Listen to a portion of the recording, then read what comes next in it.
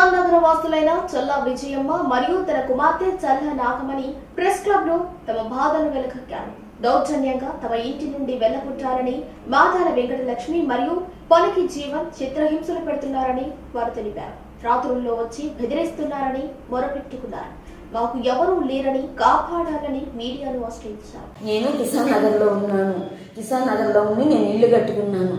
నా ఇల్లంతా ధ్వంసం చేసేస్తున్నారు. నైట్ వచ్చేది, కొట్టేసేది. నేను ఆ పాత సున్నంతో అన్నం తింటా ఉంటే సున్నం కూడా పడిపోతుంది. ఎవరంటే నైట్ వచ్చి కొట్టేస్తున్నారు.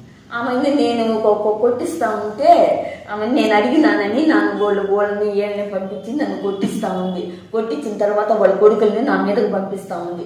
పంపించిన తర్వాత అదంతా అట్ట అయిపోయిన తర్వాత జీవనం వాళ్ళ నాన్నకాడ మా అక్క అల్లుడు ఇల్లు కొని ఉన్నాడు. ఇల్లు కొంటే నా కాడ వాళ్ళు డబ్బులు తీసుకున్నారు.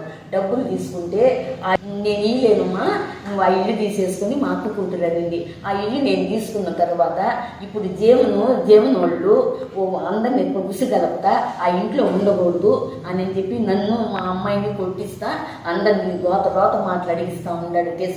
వచ్చేది మా ఇంటి కాడికి వచ్చేసేది జీవను. ఆమెను మమ్మల్ని మాట్లాడిస్తా ఉన్నాడు. మాకు తెలియదు. మా అక్క ఈ అమ్మాయిని ఊరేసాడు కదా, మా అక్క కొడుకు వాళ్ళ అల్లుడు మేనమామ అవుతాడు ఆ అబ్బాయి జనార్దన్కి. అందుకని ఎఫ్ఐఆర్ బయటగా కావాలని ఈ అమ్మాయి ఎఫ్ఐఆర్ చేసేవు. ఇప్పుడు అతన్ని కాపాడేదానికి ఇప్పుడు మమ్మల్ని హింస పెడతా ఉన్నాడు అతను. ఆ జయమ్మని ఆమె, ఆ శ్యామలమ్మని ఆమె రోత మాట్లాడుతూ ఉండరు. రమ, జయమ్మ, పాలామి, నా పేరు రోణమ్మ, పాలామి వాళ్ళంతా వచ్చేది. ఒల్లూరు మకేంద్రరావు ఉన్నాడు పక్కన. నేను పోయి కేసు పెడితే వాళ్ళకి మెంటలు కేసు తీసుకోవాలండి అని చెప్పేస్తున్నాడు ఎస్ఐకి. అక్కడ వెంకటలక్ష్మి అనే వ్యక్తి మమ్మల్ని ఇబ్బంది పెడుతుంది. మమ్మల్ని చాలా అందరి చేత, చుట్టుపక్కల వాళ్ళ చేత నాన్న అసహ్యంగా మాట్లాడేయడం, ఇబ్బంది పెట్టడం, దాడికి దిగడం చేస్తుంది. దయచేసి వాళ్ళ నుండి మమ్మల్ని కాపాడండి. ఇబ్బంది పెడతా అందరి చేత అది అవమానంగా, ఏంటి ఇది ఇక్కడ తాగదు, మమ్మల్ని చంపడానికి కూడా మేము వెనకడమని చెప్పేశారు మా మీదకి దాడి. దయచేసి వాళ్ళ నుండి మా ప్రాణాలు కాపాడాలని కోరుకుంటున్నాను.